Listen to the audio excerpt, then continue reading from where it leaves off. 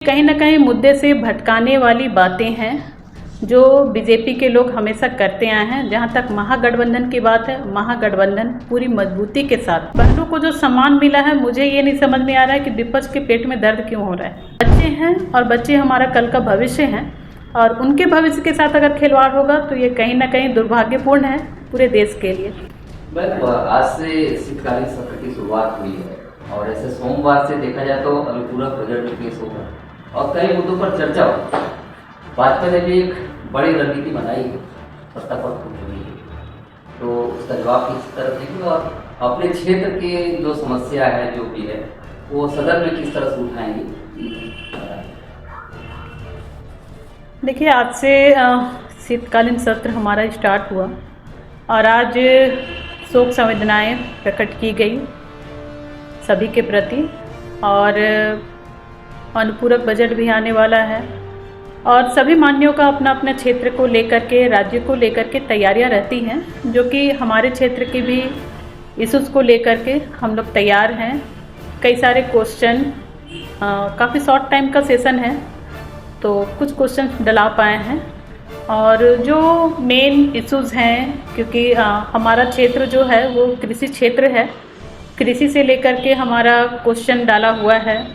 साथ ही साथ एक यूनिवर्सिटी की मांग बराबर से हमारे क्षेत्र के लिए रहा है, जो रामगढ़ कॉलेज रामगढ़ है, उसको लेकर के कई बार विधानसभा में भी मामला को लाया गया, माननीय मंत्री जी के भी संज्ञान में दिया गया है। जो ये क्वेश्चन फिर से हमारा इस बार फिर से आने वाला है, जो स्टूडेंट के लिए है।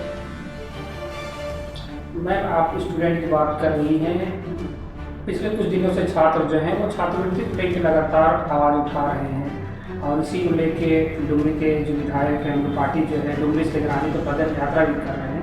इसमें क्या कुछ अपडेट है, यदि आप कुछ बता छात्रवृत्ति?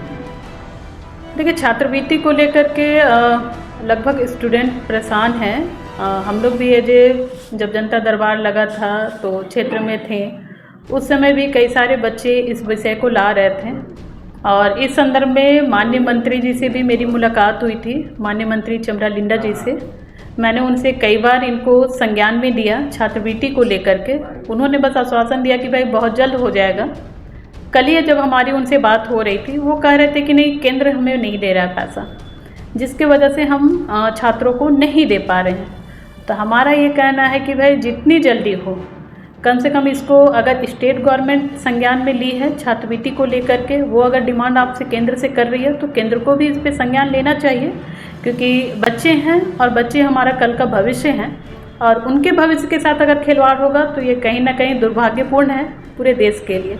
तो छात्रवृत्ति का जो अंशदान है, जो मिलना चाहिए, अगर सेंट्रल गवर्नमेंट में बकाया है तो वो जल्द से जल्द स्टेट को मिल जाए, ताकि स्टेट गवर्नमेंट हमारा वो छात्रों को दे पाए। वर्तमान में मैडम एक समस्या इन दिनों आ रही है कि मैया सम्मान योजना को लेकर कहा जा रहा है कि राज्य सरकार का खजाना पूरी तरीके से खाली है, जिसके कारण जो है कई योजनाएं जो है वो लटकी हुई है। विधायक अनुशंसा का जो रोड है वो नहीं बन पा रहा है। क्या कहेंगे इस मुद्दे को लेकर? व्याप्त फंड कोष में है, फंड की कमी यहाँ पे नहीं है। जहाँ तक है मैया सम्मान योजना का, तो बहनों को जो सम्मान मिला है, मुझे ये नहीं समझ में आ रहा है कि विपक्ष के पेट में दर्द क्यों हो रहा है। जब महिलाओं को सम्मान मिलता है तो हमेशा विपक्ष इस तरह की बातों को सामने लेकर के आते हैं। लेकिन अगर देखा जाए तो कई सारे बहनें हमारी ऐसी थी जिनको घर चलाने में काफ़ी दिक्कत हो रहा था। उस परिस्थिति में ये राशि उनको काफ़ी सहयोग किया।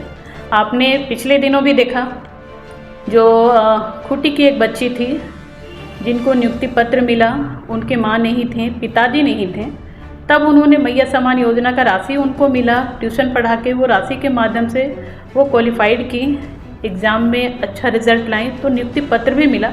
तो कई सारी बहनों को इससे मदद भी मिला है। जहाँ तक विकास योजनाओं की बात है तो विकास के कार्य हो रहे हैं। कई ऐसे क्षेत्र हैं जहाँ डीएमएफटी का फंड है, उससे काम हो रहा है, माननीय विधायकों का जो फंड है उससे काम हो रहा है, स्टेट का भी कई सारा फंड है जिससे काम हो रहा है, क्षेत्र में काम हो रहे हैं। हम ये नहीं कहते हैं कि काम नहीं हो रहा है।